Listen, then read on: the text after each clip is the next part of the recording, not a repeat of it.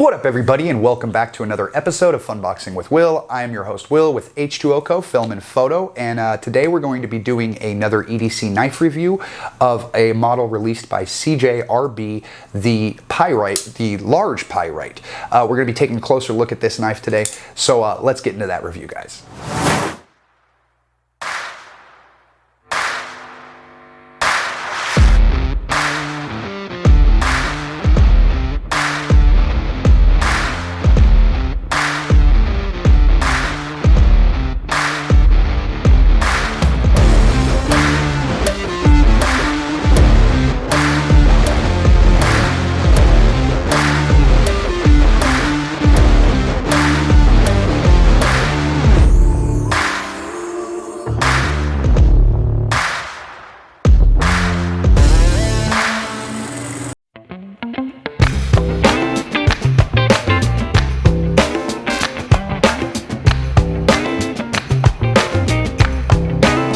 Christmas is coming, yeah. Start sending your letters off to Santa. Christmas is coming, yeah. Better be nice if you want your present. Tell all your brothers, sisters. Alrighty, everybody. Now, before we get into the review, as always, I just want to take a second out to thank everybody who stopped into this channel to just check out this content or, subscribe to the channel. Anybody who, has shared or liked my content, I really appreciate you. It means a lot to me. And if this kind of content does interest you, consider subscribing and turn on those bell notifications to get notified when I put out new content. And secondly, the last video I had a contest because I recently hit 1,000 subscribers, which was a huge mile marker for me, and I was really excited about it, so I kind of wanted to give back to the community a little bit. And I told everyone that I was going to be having a contest to give away the Kizer Fiest. And to enter, basically all you had to do was go ahead and drop a comment explaining why you liked the knife and would want it in your collection, and I would randomly pick a winner. Unfortunately, we only had 4 entries in the contestants in the contest there. 4 entries in the contest. So I went ahead and picked a winner at random using an app on my phone, and I wanted to announce that I apologize if I butcher your name, but Dane Gavrilowski 6061, you are the lucky winner. I'm going to go ahead and comment on I'm going to reply to your comment on the last video and get together with you to get your information, and I will go ahead and get this shipped out to you this week. So again, congratulations, Dane, and I just really appreciate all you guys. So if you like this content, please like, subscribe, turn on those bell notifications to get notified when I put out new videos. And other than that, we're going to go ahead and get to the top-down setup so that we can check out and take a closer look at this CJRB large Pyrite. Let's go check it out. Alrighty, everybody. Now that we're over here at the top-down setup, we can get a closer look at this offering from CJRB, the large Pyrite. Now, initially, I did purchase the standard version of this, and I chose the stainless steel handles and to kind of match some of my other EDC. I'm a smoker, so I carry a Zippo with me, a stainless steel Zippo, and I have a couple other items in my everyday carry that were stainless steel. So I had assumed that it would pair very nicely with those items.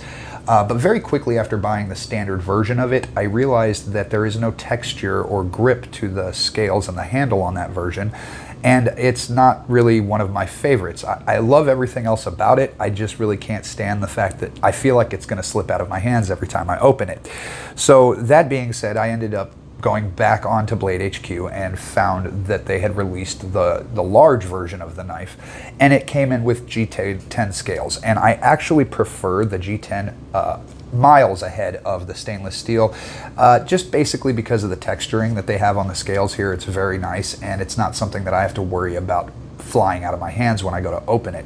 The materials on this are slightly different, but I mean, I think the overall specs to everything as far as materials and the way it's put together is identical to the standard Pyrite. It's just a lot larger. It's actually so large, in fact, that I don't really care for this particular version. It's a great knife, Don't get me wrong, it's just a little bit too large for my personal preferences. But if you do like larger knives, this is definitely something that you're going to love. Like I said, the scales are G10 with stainless steel liners, and I'm pretty sure that they're milled out yeah, they're milled out liners. I don't know if you can see that, but they do have some milling in there to create extra to reduce the weight a little bit there. I'm trying to get this where you can see it. I'm not sure if you can see that they've milled out those inside steel liners there. But yeah, it's definitely a larger size knife. I have a large glove hand. I would consider it a large glove hand, and I can get a full 4-finger purchase on this and have plenty sticking out the back. And then you can choke up because it does provide a very nice choil there for you.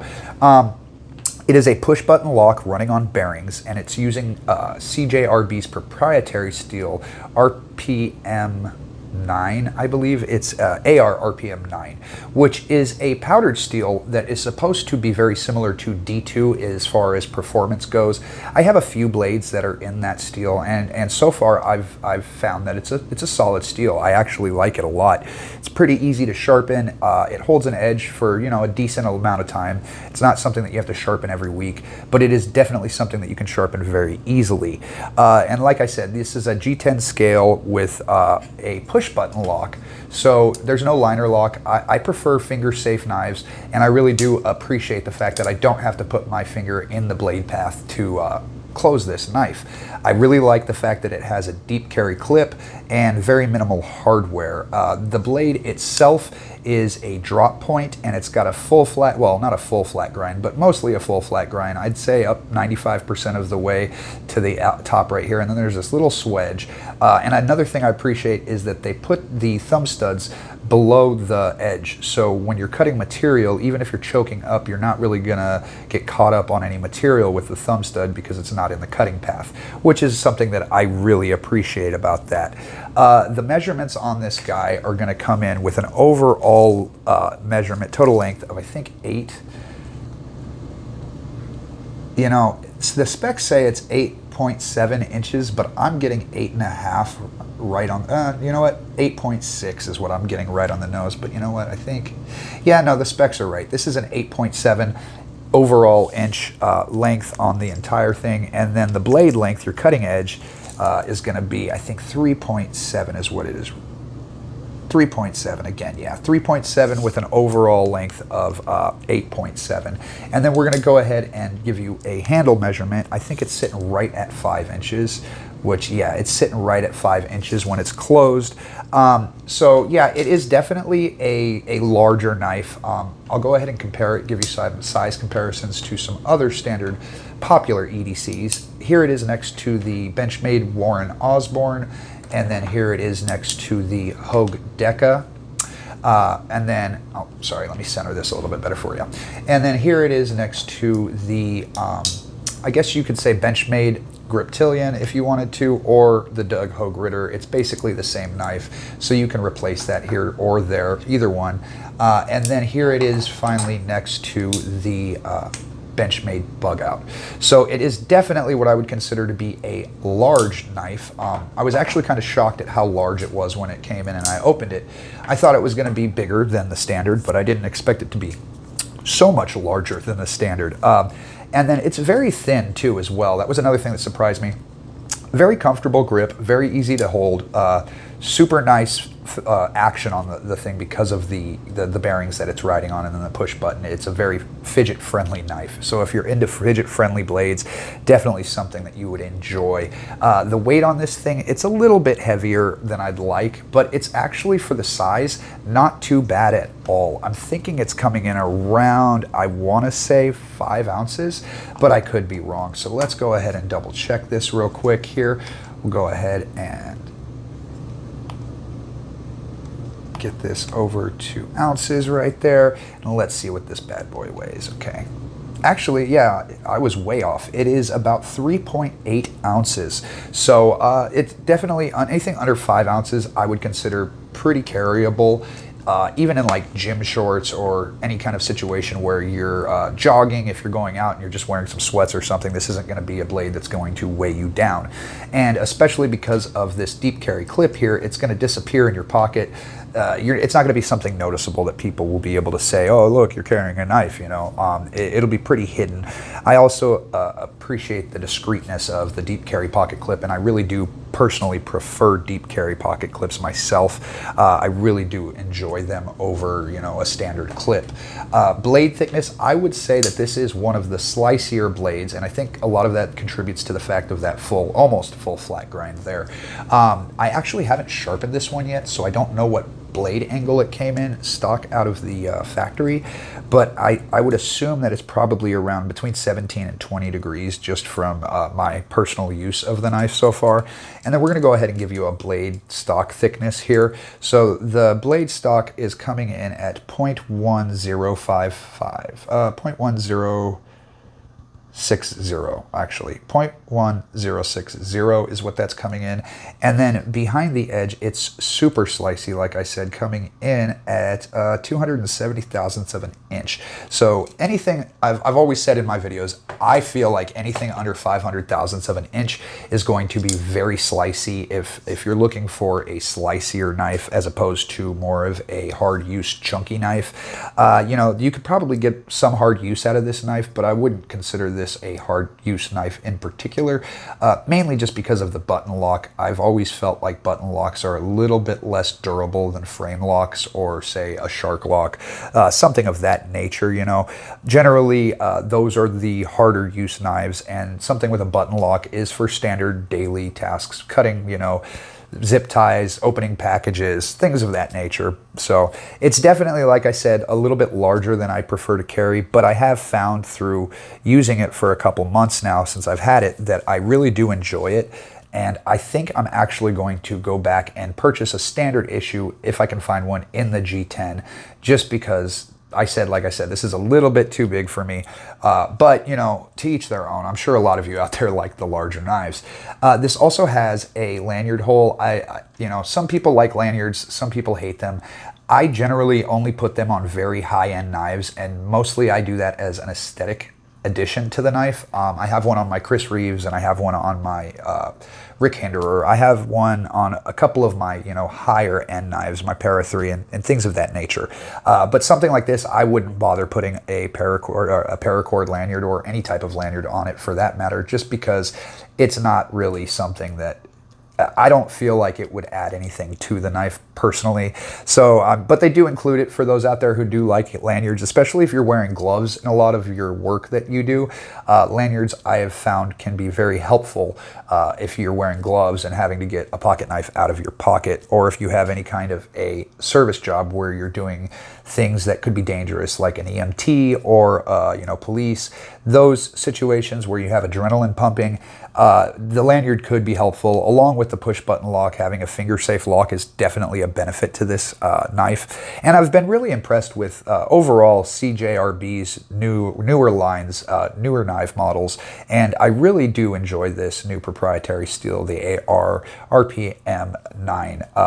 It's really nice to see a company come out with a budget powdered steel that still gives you that high-end performance for the most part, but it's just not, it's something new, and it's only going to lead to more innovation, and we're going to see, I'm assuming, more steels come out in that area for price points and stuff. And I'm going to go ahead and put the price for this up right now.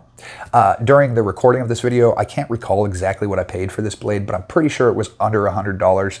I'll go ahead and put it up there so you guys can check out the price. And in the description below, I will go ahead and put a link to this knife at Blade HQ in case you want to go ahead and check it out for yourself. Like I said, overall, it's a pretty good knife. I've been using it now for, I want to say, 3 months or so, and I haven't had any issues with it whatsoever.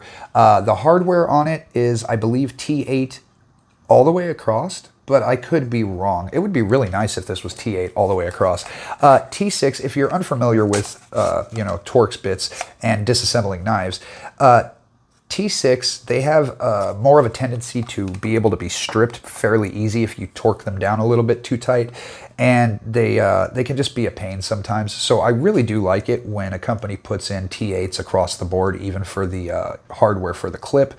We'll go ahead and test this right now. So this is, yeah, that's a T6, and that is too small. So let's see. Yeah, this is T8 for the back body screw, T8 for the pivot, and yeah, your pocket clip screws are going to be a T6, I'm guessing.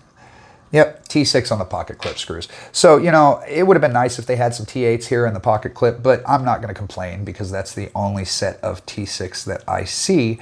Real quick, let's see what this is. Is this T6 or T8?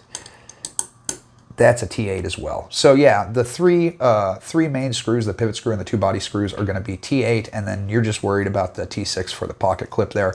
Again, I'm not going to complain about that. That's fairly standard. Yeah, overall, I love it. It's got a great action. It's very fidget friendly, I mean, and finger safe. And these are all things that I really appreciate. I also kind of like this shadow boxing that they've done, where the stainless steel kind of sticks out just a hair above the G10 or below the G10, and you can see it kind of protrude. I have another blade like that that has a little bit of shadow boxing on it, and I really do enjoy that aesthetic. So that's about it for today's review of the CJRB large pyrite. If you enjoyed this video, please go ahead and give it a thumbs up, like and subscribe if you enjoy EDC content. And for today, we're going to get back over to the desktop setup so we can finish up this video. Thanks again for coming by and checking this out today, guys. All right, everybody. Well, that's it for today. I really appreciate you, as always, coming by to check out the knife. And if there's anything that interests you in this video, please consider liking, subscribing, and turning on those bell notifications, as I said earlier, to get notified when I put out new content. I do some giveaways here and there, and I'm sure there will be more in the future. Again, I wanted to congratulate Dane for winning the contest this week for the giveaway of the Kizer Fiest. Yeah, the Kizer Fiest. Sorry, I have a lot going on right now, so it kind of slipped my mind for a second. But other than that, that's it for the review today, guys. I hope you guys have a great day. Stay smart, stay sharp, and stay safe. See you next time, guys. Have a great night.